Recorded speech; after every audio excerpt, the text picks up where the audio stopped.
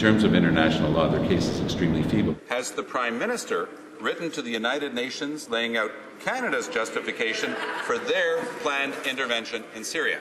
What is the legal authority for bombing in that country? What's the legality of Canada's intervention there? On what legal basis? Obviously, I'm concerned with the legality. The Prime Minister of Canada thinks he's above international law also. He's not, and Canada is not. That's all we got. International law, what is it? Does it matter? And does it apply to what's happening with Canada and the war against ISIS? I'm Brian Lilley with TheRebel.media. We've been hearing politicians incite international law for days now. Justin Trudeau, Thomas Mulcair have questioned whether Canada's actions against ISIS in Syria are legitimate.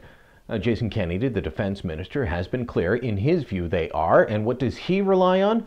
He relies on an opinion from the Judge Advocate General, the top lawyer in the military, who relies on international law. It is the view of the Judge Advocate General, with which I agree, that our military operations in Syria are justified under Article 51 of the United Nations Charter, specifically the right of independent and collective self-defense. Iraq, the sovereign democratically elected government of Iraq, has asked Canada and allied countries to help them defend their innocent civilians from terror attacks being launched out of eastern Syria in a part of that country which the Syrian government either is unwilling or unable to control. But let me ask a question.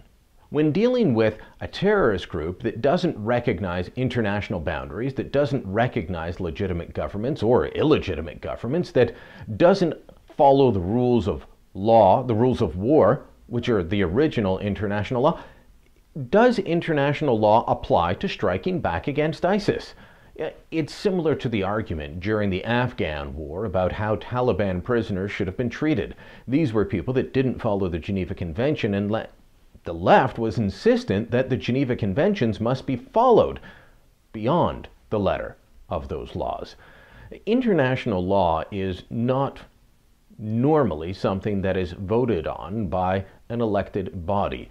Democrats, and I'm not talking the party, I'm talking about people that believe in democratic values, should always be skeptical of international law. Who writes international law? Who passes international law? Who enforces international law? And if the international law is a mistake or a mess, how do the people fix it? The people actually have very little say.